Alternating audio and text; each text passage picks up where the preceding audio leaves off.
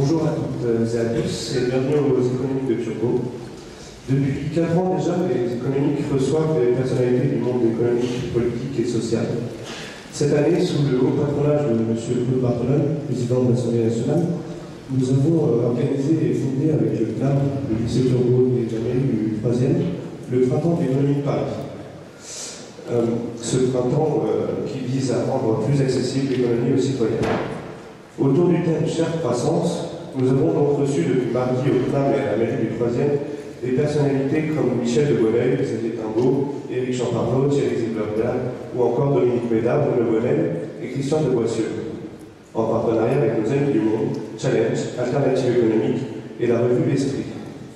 Les économiques de ce jour sont organisées en partenariat avec la Fondation Croissance Responsable, l'Association française d'économie politique et la revue Challenge.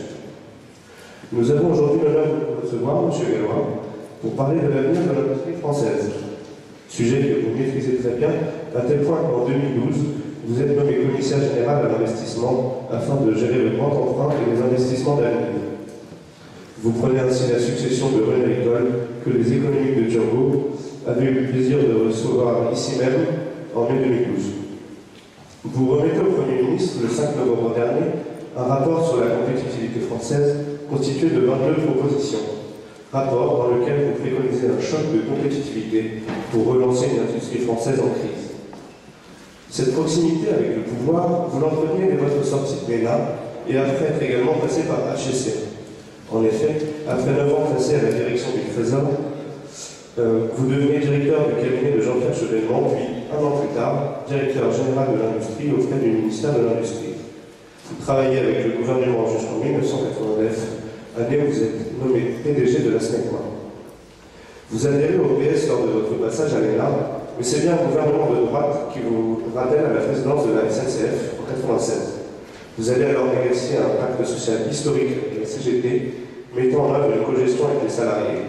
Et lors de votre départ en 2006, les syndicats saluent le patron, je cite, « atypique que vous avez été ». C'est ensuite avec le soutien du président Chirac que vous êtes nommé coprésident de l'ADS en 2006, puis un an plus tard, vous êtes nommé PDG de l'ADS et président de la fondation de l'ADS. Encore une fois, votre passage dans l'entreprise ne sera pas sans conséquence, puisque vous parvenez à dépasser les blocages franco-allemands et vous dessinez un plan de rééquilibrage entre activités civiles et militaires sur 10 ans. Vous avez donc été un patron atypique, proche de l'État et des réalités sociales, et un commissaire général à l'investissement dont le rapport a fait couler beaucoup d'encre, ce qui nous intéresse au premier chef. En effet, le thème du printemps de l'économie est chère croissance, et un des moteurs principaux de la croissance, c'est évidemment l'entreprise. Quel avenir alors pour l'industrie française, et quelle contribution à la croissance si elle est vraiment non compétitive? Faudrait-il une politique industrielle pour retrouver durablement les chemins de la croissance? Nous sommes donc, encore une fois, monsieur, très honorés de votre présence, et je vous remercie au nom de tous d'avoir accepté notre invitation. Avant de vous laisser la parole, je rappelle à l'auditoire que les téléphones portables doivent être éteints pour ne pas gêner l'intervenant, ni l'enregistrement de cette conférence. Merci.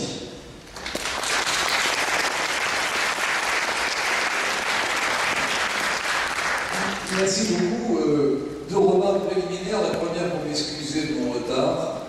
Je ne sais pas comment je peux m'excuser, puisque je n'ai pas de véritable raison.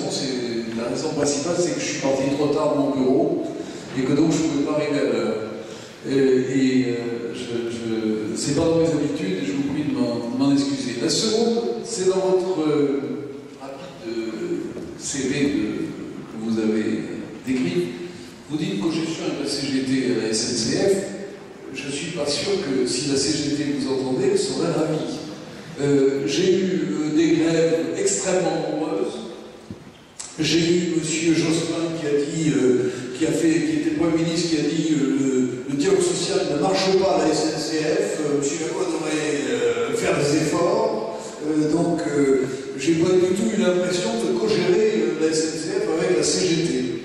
Ce qui ne veut pas dire que je n'avais pas des relations avec elle. C'était la principale organisation syndicale et j'avais estime pour son patron, qui était un homme carré, avec lequel il était possible de discuter parce qu'on savait où on était. Il était contre moi, je le savais, et les choses étaient claires. Bon, personnel, mais enfin, il considérait que la politique que je menais n'était pas la bonne. Alors, on va parler compétitivité et croissance. Je vais essayer d'être court, parce que le sujet est gigantesque. Je vais essayer d'être court pour qu'on ait du temps pour échanger un peu, parce que c'est quand même plus intéressant. D'abord, il faut définir ce qu'on appelle la compétitivité. Je vous vois tous studieux en train de prendre des notes, j'admire ça. La compétitivité, c'est la capacité d'abord des territoires à maintenir et attirer des activités. C'est la capacité des entreprises à faire face à leurs concurrents. Tout cela, pas à n'importe quel prix, dans des conditions durables qui permettent d'élever le niveau de vie et de maintenir l'emploi. Tout ça pour vous dire qu'on en est assez loin. Et que sur les 10 dernières années, on peut dire que la France a vu son industrie perdre de la compétitivité. Ça se traduit par un indicateur essentiel, c'est que la balance commerciale des produits manufacturés, c'est-à-dire le solde entre les importations et les exportations, est désormais déficitaire. C'est-à-dire que nos exportations de produits manufacturés ne couvrent pas nos importations de produits manufacturés. J'ai mis de côté l'énergie. Et ceci, non seulement avec les pays émergents, mais également avec les pays les plus dynamiques en Europe, notamment l'Allemagne, puisque notre déficit commercial avec l'Allemagne est de 16 milliards d'euros, ce qui est considérable. Alors pourquoi l'industrie française se trouve dans cette situation? La raison qui me paraît la plus fondamentale, c'est que l'industrie française n'a pas réussi à se sortir de la concurrence par les prix. Et donc, elle se trouve confrontée à la concurrence du monde entier. Et on achète les produits français lorsqu'ils sont moins chers ou pas plus chers que les produits d'autres des concurrents. L'Allemagne est dans une situation différente. Elle a réussi à se différencier. C'est-à-dire qu'on achète les produits allemands non pas parce qu'ils sont moins chers, on les achète parce qu'il y a de la qualité, parce qu'il y a de l'innovation, ou parce qu'on veut acheter les produits allemands. On n'achète pas une BMW parce qu'elle n'est pas chère. On achète une BMW parce qu'on veut avoir une BMW. Par contre, on achète une Renault ou une Peugeot si elle est moins chère que la Volkswagen, que la Toyota, que la Hyundai, que la Skoda, etc. C'est-à-dire que les voitures françaises, l'exemple est vraiment significatif, les voitures françaises, on les achète lorsqu'elles sont moins chères et elles sont en concurrence avec pratiquement toutes les voitures dans le monde. Les voitures allemandes, elles se battent entre elles. C'est la bataille, c'est entre Mercedes, Audi et BMW. C'est la force de l'industrie allemande. Si bien que lorsque les pays émergents arrivent avec des structures de coûts très favorables qui leur permettent d'avoir des prix favorables, l'industrie française doit s'aligner, l'industrie allemande n'a pas besoin de s'aligner, elle continue à vendre. Et donc, pour le problème de l'industrie française, c'est de monter en gamme, c'est-à-dire de sortir de cet étau de la compétition par les prix, pour qu'on achète les produits parce que c'est une marque ou parce qu'on reconnaît la qualité d'innovation des produits français. Il y a quelques produits français qui réussissent cela. On achète les vins français parce qu'on veut boire du vin français, c'est pas parce qu'il est moins cher. On achète des sacs Louis Vuitton, j'espère que vous ne le faites pas, bon. On achète des sacs Louis Vuitton pas parce qu'ils sont moins chers, mais parce qu'on veut avoir un sac Louis Vuitton. Donc il y a un certain nombre de produits, on a réussi ça, mais pas. Alors pourquoi on en est dans cette situation? Quels sont les... Ça, à mon avis, c'est décisif, parce que pour continuer à vendre, les entreprises françaises ont baissé leurs prix. Baissant leurs prix, elles ont baissé leurs marges. et baissant leurs marges, elles n'ont pas suffisamment investi. Et n'ayant pas suffisamment investi, elles ne peuvent pas monter en gamme. Donc c'est un cercle vicieux. Il va falloir sortir de ce cercle vicieux. Alors, il y a d'autres causes qui pèsent sur l'industrie française. Et qui sont d'ailleurs, qui expliquent partiellement le fait qu'on n'ait pas réussi à sortir des griffes de la compétition par les prix. Il y a le fait d'abord qu'en France, on est individualiste. C'est-à-dire que l'appareil de recherche, l'appareil de formation parle très peu avec les entreprises, ou insuffisamment. Les relations entre l'appareil de recherche, l'appareil d'innovation, l'appareil de formation, dont vous faites partie, et les entreprises dialoguent peu, se connaissent peu. Ces deux mondes, ce sont des mondes qui se connaissent peu. Il y a une époque où les chercheurs ne voulaient pas travailler pour l'industrie parce qu'ils avaient l'impression, d'une certaine manière, de se constituer. Ceci est en train de se terminer. Mais il y a eu ce mouvement.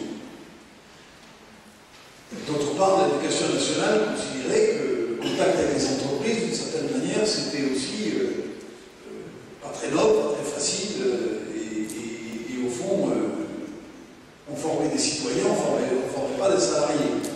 Et je crois que l'éducation nationale doit former des citoyens. Je ne veux pas dire l'inverse de ce que vous dites. Mais je crois aussi qu'il faut former des gens qui puissent être employés dans l'appareil productif.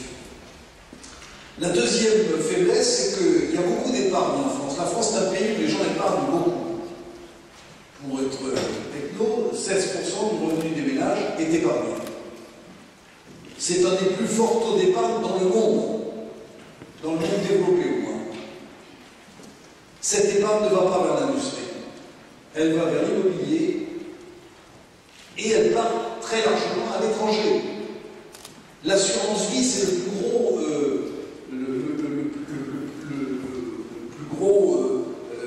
plus grosse destination de l'épargne française. C'est 1500 milliards d'euros à peu près. Plus de la moitié de l'assurance vie est placée à l'étranger. Donc une grande partie de notre épargne finance la dette allemande ou la dette, j'espère pas trop la dette grecque, mais enfin la dette allemande, un peu la dette grecque dans le passé, etc.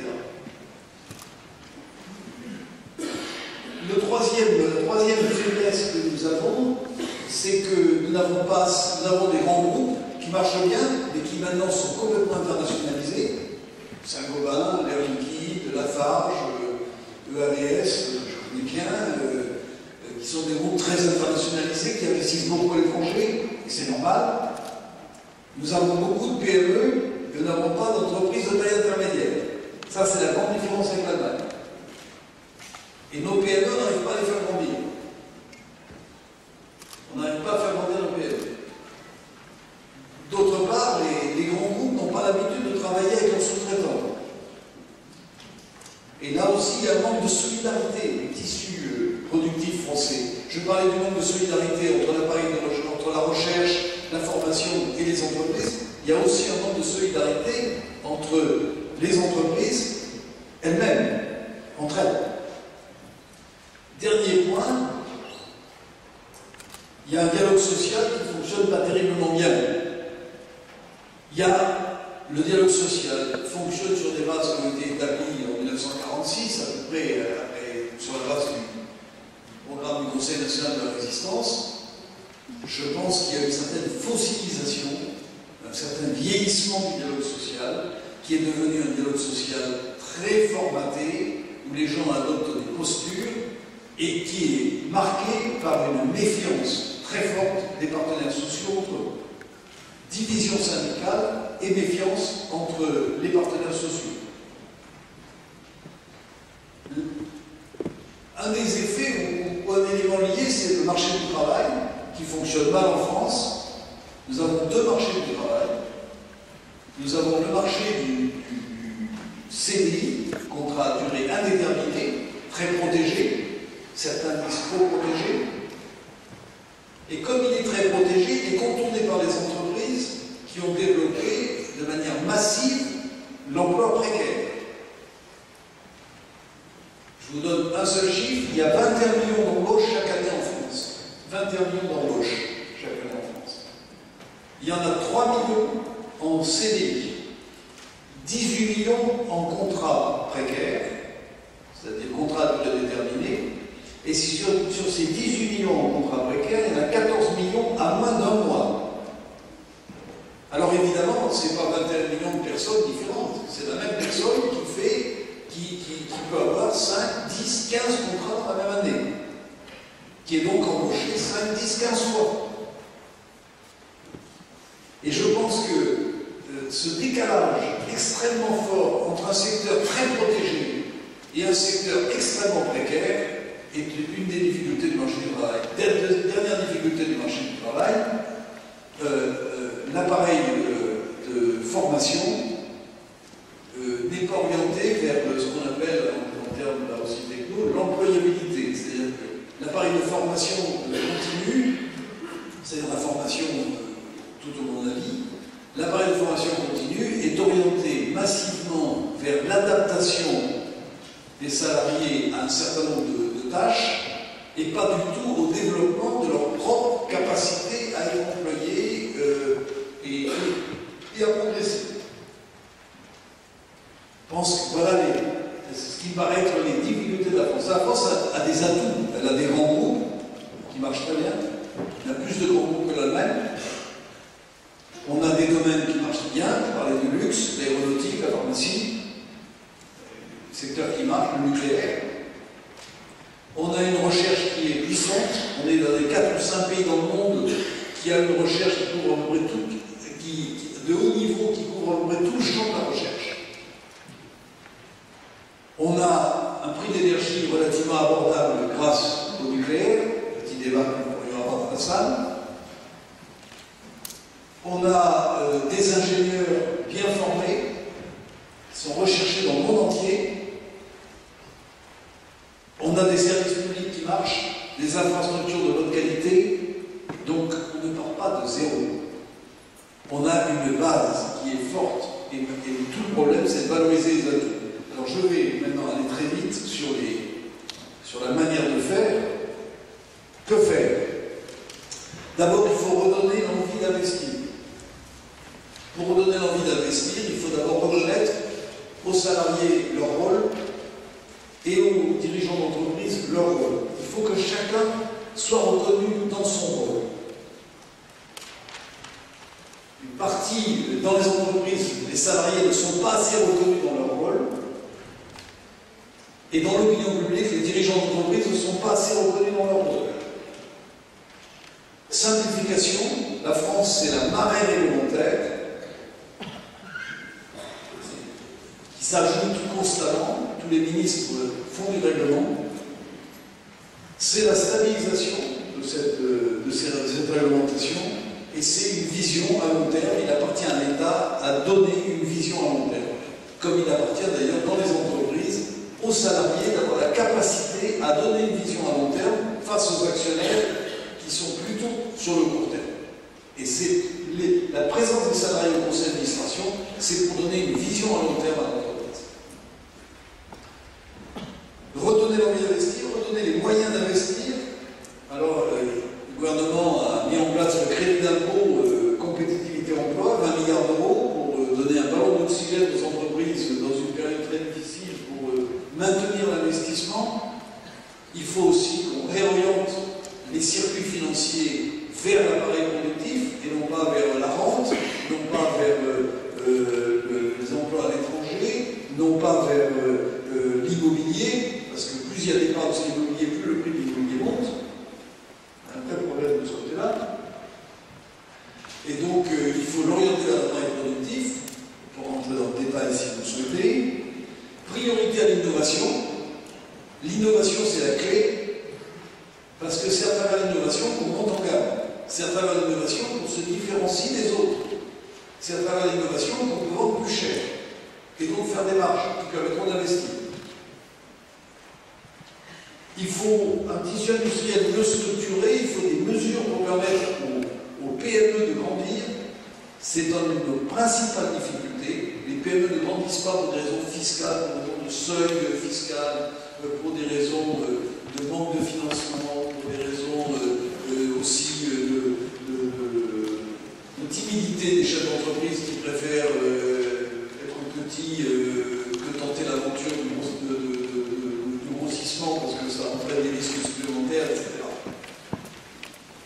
Je crois aussi que, toujours sur ce domaine du tissu industriel, il faut apprendre aux grandes entreprises à travailler avec leur chaîne de fournisseurs, c'est ce qu'on appelle les filières.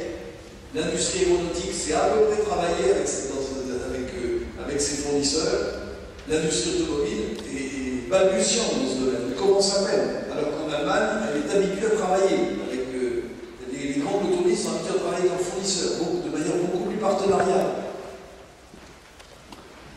La formation, il faut une formation initiale qui prenne en compte l'évolution des besoins de l'appareil productif, notamment pour ce qui concerne l'enseignement technologique et professionnel. Le problème est bien connu, c'est que le corps enseignant, lui, il faut aussi qu'il s'adapte, et que ce n'est pas très facile pour le corps enseignant, mais les technologies évoluent actuellement, évidemment, tout est dans le numérique. Souvent les élèves, vous êtes en avance dans le maniement des outils numériques par rapport à ma génération, surtout même à la génération derrière moi, et donc il y a un décalage. L'industrie va avoir besoin de gens qui sont totalement familiarisés avec les technologies du numérique. La formation continue, je l'ai dit, il faut l'orienter vers l'employabilité, c'est-à-dire le fait de faire monter la capacité des salariés et de les rendre plus mobiles à cause de cela, parce qu'ils auront une capacité à aller vers de nouveaux métiers, plutôt que de concentrer, comme on le fait actuellement, l'énorme effort de formation continue. On dépense 32 milliards par an sur la formation continue, 32 milliards par an, c'est énorme. Et c'est essentiellement sur l'adaptation à des postes de travail, pas assez sur l'employabilité.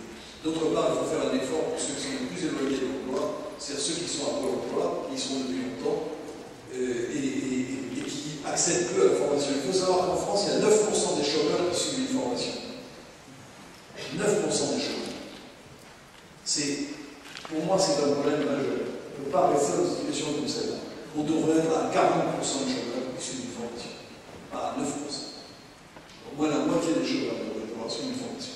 Dernier point sur le dialogue social, il faut donner leur place aux salariés dans l'entreprise sur la base d'une certaine confiance entre les salariés et la direction de l'entreprise, qui n'exclut pas le conflit. Mais en Allemagne, vous avez à la fois confiance et conflit, et je trouve qu'ils ont trouvé le bon point d'équilibre. Et puis il faut qu'il y ait sur le marché du travail une réforme qui donne peut-être de la souplesse du côté du contrat à durée indéterminée pour les entreprises, et en même temps qui rend plus difficile pour les entreprises le choix de l'emploi précaire. Donc il faut essayer au lieu de diverger entre un marché super protégé du contrat à durée indéterminée et la grande précarité, essayer d'avoir moins de précarité du côté de la précarité et d'avoir plus de souplesse du côté du contrat à durée indéterminée. C'est ce que l'accord national interprofessionnel du 11 janvier amorce. Et je pense que c'est un bon accord à cause de ça, parce qu'il amorce cette évolution vers moins de précarité, plus de souplesse sur le CV. Voilà, dernier point, j'en aurai fini. Ça ne fonctionne que si tout le pays est derrière son industrie. La force de l'Allemagne, elle tient en 3 mots. Tout le pays derrière l'industrie. C'est le choix qu'a fait l'Allemagne après la Deuxième Guerre mondiale, il n'avait plus que ça. On leur interdisait d'avoir toute opération d'affaires étrangères. L'Allemagne n'avait plus de statut en tant que pays, donc elle a investi dans son industrie, et l'Allemagne est derrière son industrie. Deuxièmement, solidarité du tissu industriel. Les entreprises allemandes travaillent entre elles, l'appareil de formation travaille avec l'industrie, à travers un apprentissage massif. L'apprentissage est massif en Allemagne, et je pense que c'est une formule assez forte. Et l'appareil de recherche aussi est très près des entreprises. Et dernier point, un dialogue social qui articule confiance, consensus sur la création de richesse, et ensuite conflit sur le partage de la richesse. Le conflit sur le partage de la richesse est normal. Il est normal que les salariés se battent pour avoir une part du gâteau. Enfin, si on le dit, mais Pour avoir une part de gâteau, il faut qu'il y ait un gâteau. Et donc il faut qu'il y ait un certain accord sur le fait qu'il faut que le gâteau soit aussi grand que possible. Voilà ce que je voulais vous dire, non pas pour ramener à l'Allemagne, mais pour vous dire ce qui me paraît être essentiel si on veut que la France retrouve une compétitivité pour laquelle elle a tous les atouts si elle se mobilise. Merci.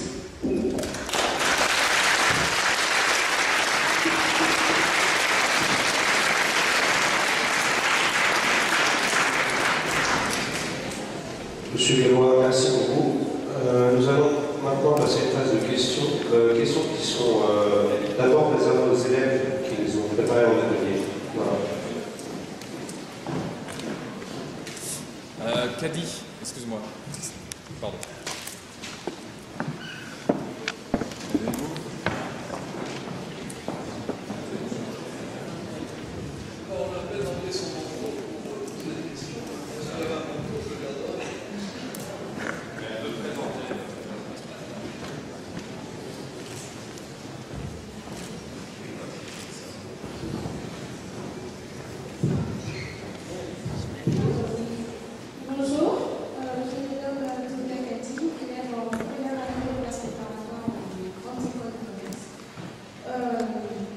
Selon vous, l'activité industrielle remontera seulement en mettant les technologies les plus innovantes dans chacune des industries et en montant en gamme. Peut-on appliquer cette proposition à l'industrie automobile étant donné la réelle incertitude technologique à laquelle font face les constructeurs automobiles? Moi, je suis au conseil de surveillance de PSA, donc je vais quand même être de PSA, c'est Peugeot Citroën. Donc je vais être prudent dans ma réponse, mais l'industrie automobile est une industrie extrêmement difficile à gérer. Parce que c'est une industrie de masse, on produit des millions de voitures. Chaque programme de voiture nouvelle coûte très cher. Et vous faites à chaque fois un énorme pari parce qu'on ne sait pas très bien pourquoi les gens achètent des voitures. C'est-à-dire on sait pourquoi ils achètent des voitures, on ne sait pas pourquoi ils choisissent telle voiture ou telle autre. J'ai dit qu'ils choisissaient sur le prix, c'est pas tout à fait vrai. Il y a des gens, ils achètent des Peugeot parce que leurs parents achètent des Peugeot, ils achètent toujours des Peugeot. Il y en a qui disent, moi je veux pas de voiture française, qui achètent des voitures allemandes systématiquement, même si elles ne sont pas mieux que les voitures françaises. On ne sait pas très bien pourquoi les gens achètent des voitures. Donc on prend un risque énorme chaque fois qu'on lance un nouveau modèle. Et à la limite, on joue un peu à pile ou face. C'est vraiment une industrie très difficile, très lourde, mais qui s'adresse à une clientèle, surtout dans un pays comme le nôtre, où le parc est très important, où les gens ont la possibilité de renouveler leur voiture ou pas la renouveler, on peut la garder un an de plus, les voitures en plus maintenant durent beaucoup plus, donc c'est très difficile. Alors les paris technologiques que vous évoquez sont des paris technologiques complexes. Il y en a un qui, lui, fonctionne, mais qui est à peu près sûr, c'est l'économie d'énergie. Là, tout ce que vous faites comme pari technologique sur la réduction de la consommation des automobiles, vous êtes à peu près assuré que ça va dans le bon sens. Et actuellement, il y a un vaste programme que d'ailleurs, en tant que commissaire à l'investissement, je soutiens, qui est la voiture à 2 litres. Voiture à 2 litres, 2 litres au 100. Je pense que là, on va dans le bon sens. Mais à partir de là, pour le reste, on fait des choix qui sont beaucoup plus incertains, et vous avez raison de dire que c'est une industrie complexe. Et je pense qu'elle n'a pas le choix, face aux productions à bas coût, dont l'exemple le plus fameux en France est la Dacia, qui n'est pas faite en France évidemment, face aux productions à bas coût, il n'y a qu'une seule solution, c'est de monter en gamme. Et d'ailleurs,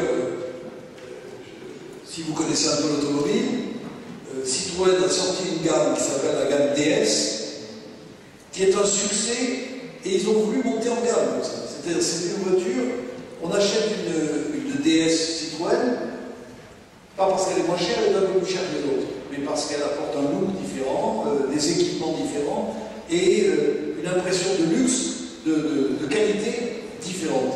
Et je pense que c'est la bonne voie, c'est celle qu'ont choisi les constructeurs allemands il y a 30 ans. C'est ce qu'a choisi par exemple Volkswagen. Quand il a repris Audi, c'était une marque en déshérence. Ils ont mis 25 ans à en faire la marque numéro 1 du luxe en Allemagne. C'est un effort extrêmement tenace, mais ils ont réussi à redresser magnifiquement cette entreprise qui ne fonctionnait pas du tout, en y mettant beaucoup d'argent. Ils ont fait d'énormes paris, et maintenant ils ont une marque qui taille des paupières à BMW et à Daimler, et qui actuellement est la marque préférée pour le luxe en Allemagne. Donc il faut aller dans cette direction. Parce que je pense que ça, on n'a peut-être plus les moyens, mais monter en gamme. Bonjour, c'est Fanny Chardonnay, de première école de métiers CGO. L'accélération de la désindustrialisation en France n'est-elle pas la grande raison du manque de compétitivité de la France par rapport aux autres pays? Que doit faire la France pour éviter que cet handicap ne lui soit fatal? J'espère que j'ai un peu répondu à votre question, puisque vous me demandez qu'est-ce qu'il faut faire pour remonter la compétitivité de l'industrie française. Je pense que ce que je veux dire, ce que je peux ajouter sur ce point, c'est qu'il va falloir manifester beaucoup de persévérance. Ça va se faire, il faut du temps pour ça. L'industrie, c'est le domaine du temps long. Il n'y a pas de mesure miracle qui en 6 mois fait que les choses changent. Il faudra des années pour reconquérir la compétitivité. C'est-à-dire que quand je dis qu'il faut développer, aider les PME à grandir, ça prendra des années. Quand je dis la formation continue, il faut la réorienter vers l'employabilité, vers la montée, la promotion des capacités des salariés, ça prendra des années. Lorsqu'on dit qu'il faut développer l'innovation et aider à ce que l'innovation rentre dans les produits, ne reste pas dans les laboratoires, mais aille dans les produits, ça prendra des années. C'est une affaire qui va prendre des années, et il faut que les États, le gouvernement, les entreprises soient persévérants. Il va falloir que l'opinion publique accepte aussi de faire des efforts pendant des années. C'est pas très facile en démocratie.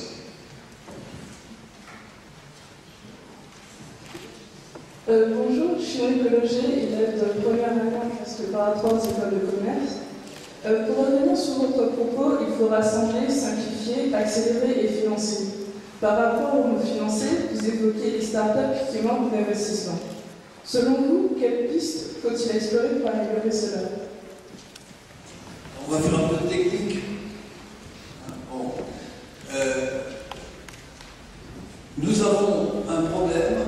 Nous avons des startups, on en a beaucoup en France.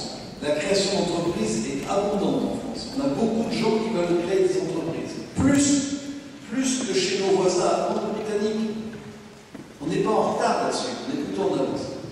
Le problème, c'est qu'après, il faut qu'elles puissent grandir. Pour grandir, il faut des moyens de financement. Il faut des moyens de financement qui soient étalés. Lorsque une entreprise, par exemple, des gens ont un produit qui parlait de qualité, une idée, il leur faut pouvoir faire une première investigation pour savoir si cette idée est valide. Et pour ça, il faut des fonds d'amorçage. Alors là, on raisonne en dizaines ou en centaines de milliers d'euros par million pour permettre de valider une idée, de valider une innovation. Une fois que cette innovation est validée, on crée des fonds d'amorçage. Et ces fonds d'amorçage, c'est souvent aux États de les créer, parce que le capital privé n'y va pas spontanément. Et la Commission de Bruxelles a reconnu la validité de la création du fonds d'amorçage en France parce qu'il y avait une défaillance du marché. Donc, on a créé ces fonds d'amorçage, il faut les soutenir. Et d'ailleurs, les investissements d'avenir dont je m'occupe investissent dans ce fonds d'amorçage. Alors, une fois que l'innovation est validée, il faut passer à l'industrialisation. Et là, c'est plus des centaines de milliers d'euros, c'est des millions d'euros. Et quelquefois, 10, 15, 20 millions d'euros. Et à ce moment-là, il faut ce qu'on appelle du capital risque ou du capital développement. Le problème en France, c'est que ce capital développement était abondant jusqu'à la crise de 2008. En gros, le secteur privé milliards de fonds pour le capital risque et le capital développement chaque année. On est passé de 12 milliards d'euros en 2007 à 5 milliards et demi dans l'avenir. C'est un effondrement du capital développement et capital risque. Pourquoi? Parce que les banques et les compagnies d'assurance qui investissaient là-dedans sont soumises désormais à de nouvelles règles de prudence, on appelle des règles prudentielles, qui pénalisent les investissements de ce type. Et donc il y a actuellement une insuffisance critique de financement pour permettre aux start-up, comme vous dites, de se développer. Alors, il y a un certain nombre de gens qui réfléchissent à la manière de relancer ce capital d'investissement.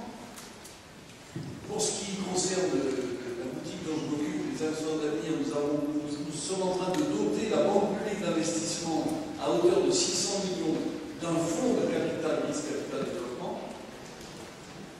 qui permettra à la Banque publique d'investissement d'investir elle-même dans des fonds privés et de faire un effet de levier sur l'argent public. Et on estime comme ça qu'on peut rassembler à peu près 2 milliards. Ça ne fait pas tout à fait la différence entre 12 et 5 et 8. D'un autre côté, Mme Karine Berger et M. Lefebvre, deux députés, viennent de faire un rapport sur l'épargne à long terme vers la banque publique, dans lequel ils proposent un certain nombre de mesures, notamment concernant l'assurance vie, dont je donnais le chiffre, 1500 milliards, pour qu'une partie de l'assurance vie soit incitée à s'investir justement dans ce capital risque et ce capital développement. Il faut un avantage fiscal pour ça. Et donc, on est en train de réfléchir à un avantage fiscal qui permettrait de le faire. Et le dernier point, c'est qu'il faut aussi que les particuliers aient envie d'investir dans ce domaine, et là aussi, il faut une fiscalité qui leur permette, qui rémunère, qui leur permette les incite à investir là-dedans, c'est-à-dire qu'ils soient favorables à la prise de risque. Alors, la fiscalité en France n'incite pas à la prise de risque, c'est un autre problème. Excusez-moi d'avoir été un peu long, un peu technique, mais c'est une question, à mon avis, très importante, et malheureusement un peu technique. Bonjour, M. Gabor. Bonjour. Fabien Martinez, première année des études au CDO. C'est pour les initiales, vous pouvez me dire ce que ça veut dire. Comptabilité et gestion des organisations. Pardon? Comptabilité et gestion des organisations. Très bien. Vous savez que la comptabilité, les deux langues, il faut apprendre. On va apprendre l'anglais et la comptabilité.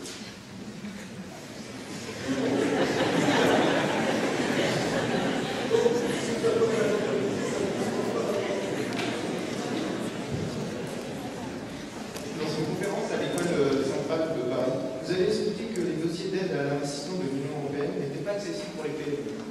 Serait-il possible d'appliquer une nouvelle politique de décentralisation qui permettrait par exemple aux régions de proposer des aides plus accessibles aux PME? Vous savez combien de systèmes d'aide en France? 8 ou 900. Bon, donc il y en a beaucoup trop. Donc il ne s'agit pas d'un créneau, il s'agit de les rendre accessibles. Et vous avez raison de dire que plus on monte, plus les dossiers sont compliqués. Pour avoir une aide régionale, le dossier fait 7 et 100 là. Pour avoir une aide nationale, vous multipliez par 3 la taille du dossier. Et pour avoir une aide européenne, vous multipliez à nouveau par 3 la taille du dossier. C'est-à-dire que, et là, il y a un effort de simplification évident à faire. Et l'Union européenne, qui fait un effort substantiel sur la recherche, une grande partie du budget de l'Union européenne est sur la recherche. Et ça va croître dans le nouveau budget 2014-2020. Il faut que ces recherches ne soient plus l'apanage des seules grandes entreprises. Je peux dire que l'ADS en bénéficiait, parce que nous, les sur un dossier ne faisaient pas peur. On avait des gens pour traiter ça, mais pour une entreprise de taille moyenne, c'est inaccessible. Il faut à tout prix qu'on simplifie ça. Et alors, vous évoquiez le niveau régional. Moi, je plaide au niveau régional pour qu'il y ait un guichet unique. C'est-à-dire qu'une entreprise qui recherche une aide aille à un seul endroit, d'où on l'oriente ensuite vers le guichet, le gros guichet, et qui est, je dirais, un poste d'aiguillage, qu'elle ne soit pas perdue dans le maquis invraisemblable des aides diverses dont elle peut bénéficier ou où elle a le sentiment qu'elle se perd. Il faut que quelqu'un l'aide à aller vers le bon canal. Ça ne peut se faire qu'au niveau régional pour les thèmes. Ça ne peut se faire qu'au niveau régional. Bonjour, je suis Gabriel Condren en Bourgogne-Bresse. Ma question est la suivante. Ne serait-ce pas une bonne idée de faire payer moins aux industriels, impôts, taxes, pour que ce soit plus rentable pour eux de rester en France et ainsi diminuer la désindustrialisation et de ce fait se faire chuter de tout chemin? Alors, je ne suis pas sûr que ce soit la fuite des gens qui soit la cause du chômage en France. Moi, là-dessus, je vais être peut-être pas tout à fait dans votre sens. Il y a des problèmes fiscaux. Et lorsque on surtaxe la plus-value que peut réaliser un créateur d'entreprise qui, quelques années après avoir fait monter son entreprise, va en revendre une partie, fait une plus-value et se trouve à avoir à payer des impôts excessifs, je pense qu'on pénalise l'esprit d'entreprise et le risque. Donc ça, il faut pas le faire. C'est la fameuse affaire des pigeons. Vous avez peut-être entendu parler de l'affaire des pigeons au mois d'octobre. Ensuite, ça a été instrumenté politiquement de manière désagréable. Mais enfin, il y avait un problème réel. Ceci étant dit, tout le monde paye le plus d'impôts. Les chefs d'entreprise sont les autres. Tout le monde doit payer plus d'impôts. Quand on veut réduire le déficit, il y a deux moyens de réduire le déficit. Augmenter les impôts et diminuer les dépenses. Diminuer les dépenses, c'est très difficile. Le gouvernement a décidé de le faire, mais nous avons encore dit sur quoi. Il cherche 60 milliards d'euros, c'est 100 milliards d'euros, c'est 3 points de BNP. C'est énorme. Énorme. Et puis, de notre côté, comme ça ne fait pas la maille, il faut aussi augmenter les impôts. Là, tout le monde doit en payer. Les chefs d'entreprise sont un peu plus riches que les autres, ça en paye un peu plus. Moi, ça ne me paraît pas scandaleux. Et je pense qu'on peut faire peut-être appel à un certain patriotisme de leur part. Peut-être que je fais un peu ringard en disant ça. Mais quand même, ce sont des gens qui ont été éduqués en France, qui ont bénéficié de l'école publique gratuite, de la formation, du système de santé français, de la sécurité sociale, qui ont peut-être un attachement à leur pays d'origine. Moi, je dis qu'il ne s'agit pas de les sanctionner. Ils gagnent de l'argent, c'est très bien. Je l'ai dit aussi, hein, j'ai été chef d'entreprise, je sais ce que c'est. Je ne me plains pas. Je trouve assez normal qu'à partir du moment où on soit beaucoup, on donne un peu plus que les autres. Et donc, un peu de patriotisme, un peu d'attachement à son pays ne nuirait pas. Je suis un peu choqué par les discours que j'entends sur le fait qu'on ne peut plus travailler en France, c'est pas vrai, c'est pas vrai. La preuve, c'est qu'il y a quand même beaucoup d'industriels étrangers qui viennent s'investir en France.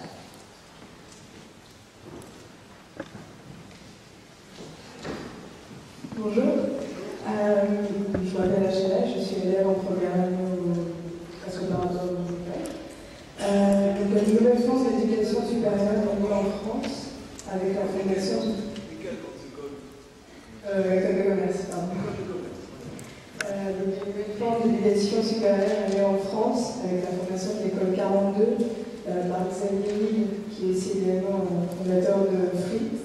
Donc cette école a pour objectif de répondre aux besoins des entreprises qui participeront à la vie de l'école, rendant ainsi ces diplômés plus compétitifs sur un marché en manque de main-d'œuvre qualifiée. Donc ma question et les questions sont: l'État est-il selon vous intérêt à reconnaître le diplôme de cette école? Et puis également, est-ce une solution pour réduire le chômage en France? Enfin, est-ce que cela peut constituer une alternative à l'une des mesures de votre rapport qui consiste à favoriser la formation d'alternance? Bon, je ne connais pas l'école, donc je ne vais pas me prononcer sur les diplômes, excusez, mais je ne sais pas du tout de quoi il s'agit et donc je ne vais pas répondre à cette première question. Sur le reste, je pense qu'il est très important qu'il y ait des relations entre le système éducatif et les entreprises. Non pas pour soumettre le système éducatif aux entreprises. Ce n'est pas du tout la question. Et encore une fois, je pense que l'éducation nationale, elle forme des citoyens. Donc, elle ne forme pas uniquement des salariés, elle forme des citoyens. Donc, elle a d'autres vocations que celle de s'adapter strictement aux besoins des entreprises. Mais il n'en reste pas moins qu'il faut que ces citoyens travaillent et trouvent du boulot. Et pour cela, je trouve qu'il est sain qu'il y ait plus de relations entre le monde de l'entreprise et le monde éducatif. J'ai proposé qu'il y ait des représentants des entreprises au conseil d'administration, des enseignements techniques et professionnels, et pourquoi pas d'enseignement général. Ça se passe dans les grandes écoles d'ingénieurs, pourquoi ça ne se passerait pas dans l'éducation? Je crois aussi qu'il serait intéressant qu'il y ait plus de stages, que les enseignants puissent faire des stages en entreprise, que les élèves puissent faire plus de stages en entreprise. Le stage du BEPC des 6 jours, bon, l'expérience que j'ai familiale, donc c'est quand même assez superficiel, vous avez passé par là, je ne sais pas quelle expérience vous regardez, enfin c'est pas sérieux. Je pense que les visites d'usines, pour remettre en cause l'idée selon laquelle l'industrie c'est sale, polluant, etc., montrer ce qu'on y fait, à quel point c'est passionnant l'aventure industrielle. Moi je veux dire, franchement, comme je ne suis pas un grand musicien, un grand peintre, je ne vois pas quel plus beau métier je voulais faire que faire des avions. Hein. Franchement. Et donc je me plains pas de mon sort et je pense que l'industrie c'est vraiment une aventure extraordinaire. Et bien, il faut montrer ça aux élèves, mais il faut en même temps que l'éducation nationale s'adapte aussi à l'évolution technique et forme des personnels. Donc il faut qu'il y ait un lien entre les deux. Ça paraît très important et si quand on veut, M. Biel se livre à cet exercice, pourquoi pas. Bonjour M. Gallois, je m'appelle Romain Champiot, je suis en BTS CGO. En ce qui concerne le marché du travail, vous évoquiez plus de souplesse dans le CDI et en même temps plus de sécurité pour les personnes en CDD. Quelles mesures concrètes proposeriez-vous? Cela rentrerait-il dans le cadre juridique actuel et faut-il changer totalement le contrat de travail? Je pense que ma réponse va être très simple. Lisez, c'est un exercice qui est, c'est pas très long. Ce qu'on appelle l'ANI, Accord National Interprofessionnel du 11 janvier. Vous verrez ce que c'est que, dans quel sens ça va. Beaucoup de gens critiquent cet accord sans l'avoir lu. Parce que c'est quand même pas une lecture intéressante que feuilleter l'équipe le matin. C'est clair. Enfin, bon, bref, pour moi que de temps en temps, il faut sortir de là. Et je crois que vous y verrez comment, par la négociation, on peut, à l'intérieur de l'entreprise, faire évoluer la mobilité, des horaires de travail, moduler les augmentations de salaire, pas remettre en cause le fait que le CDI protège, pas du tout, mais donner de la souplesse dans la gestion du CDI dans l'entreprise, et en même temps, que ça coûte plus cher, il y a une pénalisation pour les contrats de travail de moins de 3 mois qui font qu'ils sont plus chers. Alors, on aurait pu dire qu'ils sont encore plus chers, parce qu'il y a un certain nombre d'organisations syndicales, peut-être, mais l'accord a été trouvé là-dessus de telle manière que je pense que c'est une première étape qui va dans le bon sens. D'un côté, de la souplesse fondée sur une négociation qui doit engager la majorité des organisations syndicales, tout comme les organisations syndicales représentant la majorité du personnel, donc c'est quand même un acte, ça ne peut pas se faire de la seule volonté du patron, et de l'autre côté, un peu plus de contraintes sur l'emploi précaire pour lequel il faudra payer un peu plus cher quand on voit c'est pas la révolution, mais il faut une loi, et la loi va entrer en discussion, je vous disais que la discussion va être animée.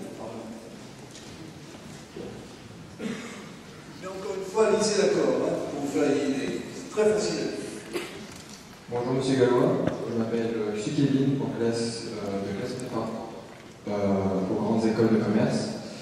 Alors, l'Allemagne a réalisé un excédent commercial de 150 milliards d'euros l'an passé, alors que la France a été déficitaire de 67 milliards d'euros. L'Allemagne est plus compétitive que la France au niveau international, mais aussi plus dépendante de ses exportations. Doit-on vraiment s'inspirer du modèle allemand? Je crois malheureusement que ce n'est pas 150 mais 180. Il faut donc